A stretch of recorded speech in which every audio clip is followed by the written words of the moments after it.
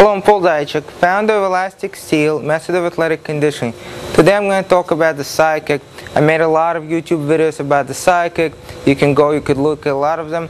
And I often get a lot of questions about the side kick. Before I get into that, I want to make a comment about last week's video. In last week's video, I was talking about the Muay Thai round kick and the pulling upper body, upper back muscles for that kick. I got some interesting comments about that. One master contacted me and said, Paul, you set a bad example when you drop your guard. In other words, throwing that kick, I was demonstrating dropping the guard. Of course, that is style difference because in Muay Thai the guard is always dropped. I usually use front leg kicks and I usually use snap kicks. So for instance, my side kick doesn't drop the guard. My front kick, my roundhouse, I do not drop the guard. My hands stay up here. Doesn't matter what I do. Even if I throw a snap kick with the rear leg, any kick, my hands stay up here. However, in Muay Thai, the hand is dropped. That is just how the kick is performed.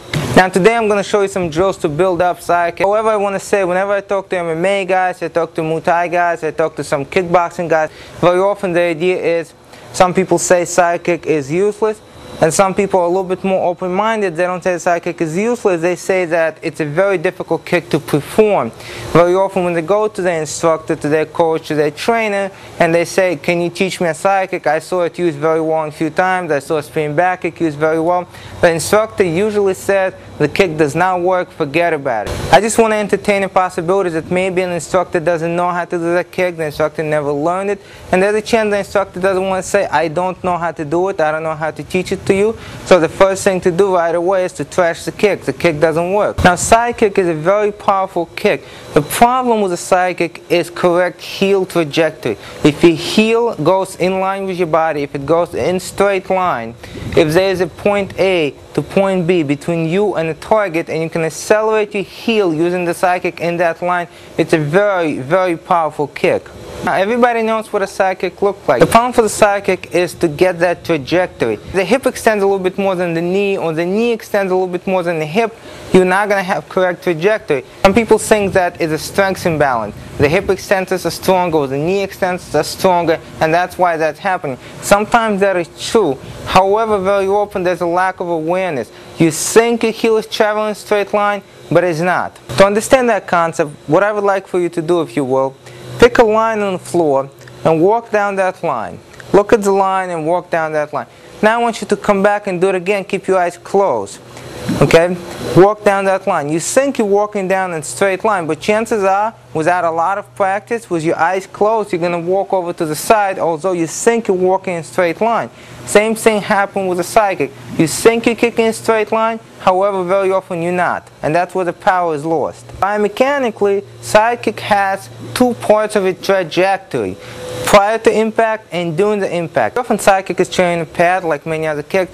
I'm not even going to talk about the fact that you should never go straight to the pad. You should never first work on power. You should work on technique, very often in slow motion.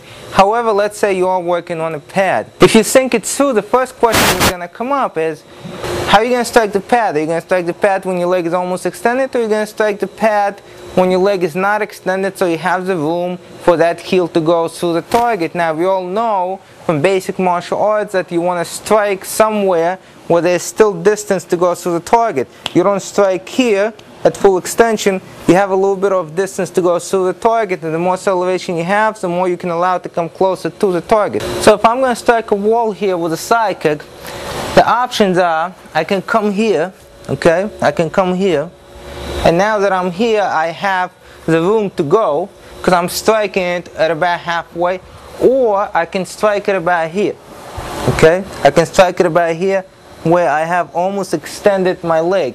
Which one do I do? Now for somebody who has a technique and has a straight line, of course you're not going to strike with the leg completely extended. However, for a beginner, how do you know what your trajectory is once you strike a target? Remember, if your foot does not travel in straight line when it's approaching the target, chances are it's not going to go in straight line when it goes through the target. Now even if it does go through the target, how it can happen because of inflexibility and you have that short range of motion. In other words, you can do a straight line here, but once you pull up, either you're having problems with your hip or you're having problems with your knee. So the only straight line you're going to get is with that extension when the leg is almost straight. If that's the case, you can compare to yourself running into something, trying to move it. And instead of going in straight line, you're doing this. Not building up that momentum before you strike. So it doesn't matter, even if you go in straight line to the target, you're not going to generate a lot of power. It's an opposite case. You have a straight line when you approach a target. You know you have a straight line because you have good control when the leg is close to you. Here, for example, I have good control when the leg is close to me. But when that leg comes out further, I might be losing control.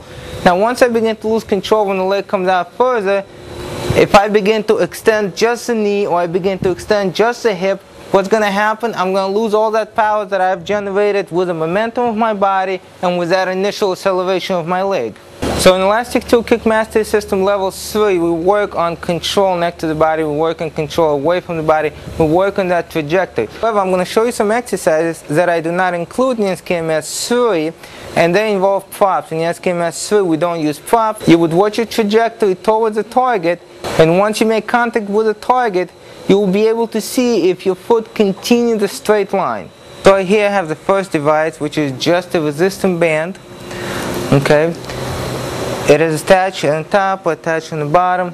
It's twisted. The reason that it's twisted and not flat, that allows for the heel to miss it a lot easier. Okay. So now what I'm going to do is just slowly perform a kick. I want to touch it with my heel. I don't want to touch it with the edge of my foot. I want to touch it with my heel. And I want to push the resistance band with my foot, just with my heel. Okay. So here I have a side kick, extend, touch, push, back. First part of trajectory, second part of trajectory, back. First part of trajectory, second part of trajectory, back. Okay, same thing on the other side.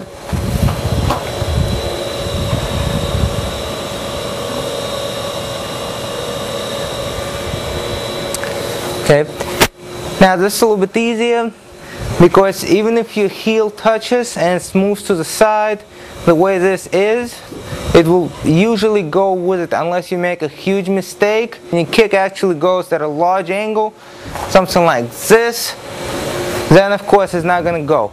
If it makes a small mistake and goes a little bit, it has a tendency to sort of go with it for the small mistake. Once you can do that well, we'll move on to something that will not allow for that much margin of error. Now this is a more difficult setup. Okay, the stick is here and then there's one resistance band on top, one on the bottom. Now this will not stick to my foot. If I make a mistake, it's going to go to the other side easily. If I go out to one side, it's going to go this way. If I go out to the other side, it's going to go that way.